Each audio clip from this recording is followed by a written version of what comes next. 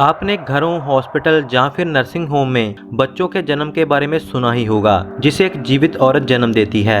लेकिन अगर आपको यह कहा जाए कि किसी मरी हुई औरत ने एक बच्चे को जन्म दिया तो आप यकीन नहीं करोगे। लेकिन अगर महादेव की कृपा हो तो यह चमत्कार कुछ भी नहीं।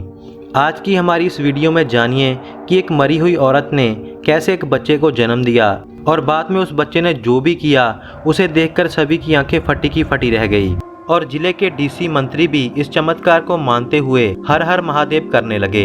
देखिए आज की इस वीडियो में। हर हर महादेव। काल महादेव के हाथ में है। महाकाल ही यह सृष्टि चला रहे हैं और वह चाहे तो एक पल में इस सृष्टि का विनाश भी कर सकते हैं। महाकाल की भक्ति की यह वीडियो पाकिस्तान के सलूजा परिवार से शुरू हुई, जो 1947 के बाद दिल्ली में आके बसा। और वह परिवार शाम सलूजा जी का था, जो पाकिस्तान में एक बड़े ऑफिसर थे। अपनी पत्नी और बेटे समर के साथ वह दिल्ली आए। सरकार की तरफ से उन्हें घर, जमीन सब कुछ मिला और एक शाही जिंदगी भारत में वह जीने लगे, जैसे वह पाकिस्तान में जी रहे थे। यहाँ दिल्ली में अपना कारोबार शुरू किया और उनका लड़का समर भी बड़ा होने लगा।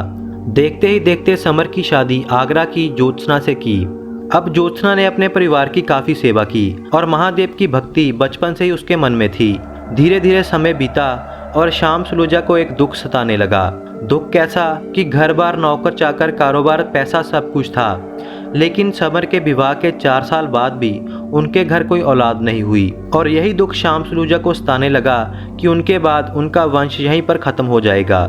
इसी दुख के चलते शाम सलूजा और उनकी पत्नी इस दुनिया से चले गए और अब समर और ज्योत्सना ही घर पर अकेले थे। महादेव पर विश्वास रख वे अपना जीवन चला रहे थे। दिल्ली के बड़े से बड़े हॉस्पिटल में इलाज करवाया, लेकिन बात नहीं बनी और फिर देसी तरीकों से उन्होंने अपना इलाज शुरू किया। समर को यहाँ कोई भी बताता, समर वहाँ चले जाता। कोई मंदिर, कोई बाबा, पूजा, यज्ञ कुछ भी नहीं छोड़ा, लेकिन बात नहीं बनी। और बाद में धीरे धीरे कर लोग बातें बनाने लगे। समर को भी यह लगने लगा कि उसके बाद उसकी सारी दौलत का क्या होगा, और इसे परेशानी में उसने शराब पीना शुरू कर दिया और हर पल वह शराब के नशे में रहता। मंदिर, भगवान, बाबाओं पर उसका विश्वास उठ गया। समर ज्योत्सना को भी महादेव की पूजा करने से रोकता था, लेकिन ज्योत्सना चोरी चोरी से महादेव के आगे हर रोज विनती करती।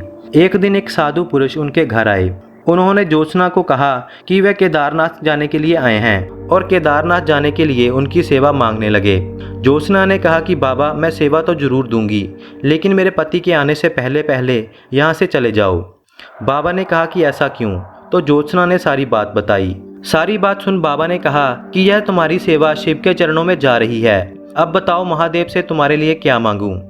ज्योत्सना ने कहा कि पैसा, घर बार सब कुछ है, लेकिन औलाद नहीं।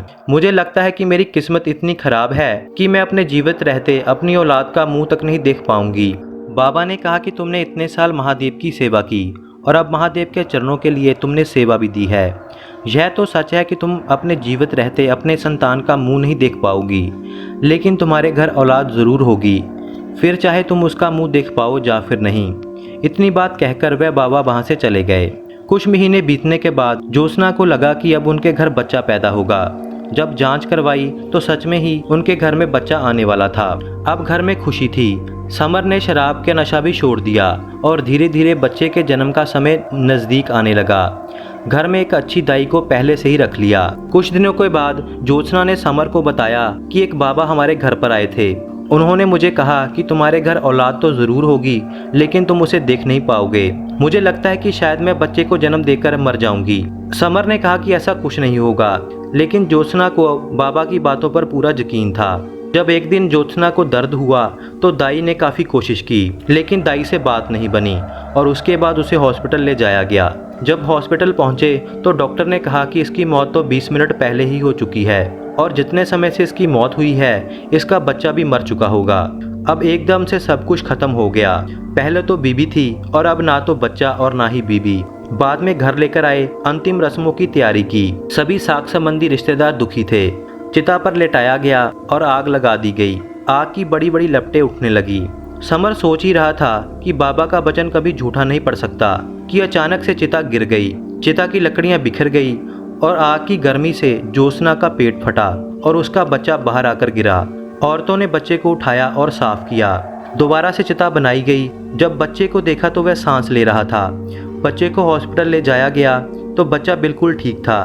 जब हॉस्पिटल में डॉक्टर उसे चेक कर रहे थे तो साफ साफ शब्दों में उस जन्मे बच्चे ने मुंह से हर हर महादेव कहा। डॉक्टर और नर्सें यह सुनकर हैरान हो गई। समर और उसके रिश्तेदार भी दंग हो गए कि यह कैसे हो सकता है।